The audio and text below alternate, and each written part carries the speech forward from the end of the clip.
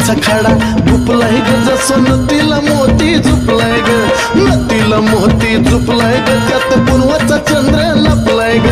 कडीला कडी डबल घडी टोचलंय सोन्याच्या काडीनं, कडीला कडी डबल घडी टोचलंय सोन्याच्या काडीनं.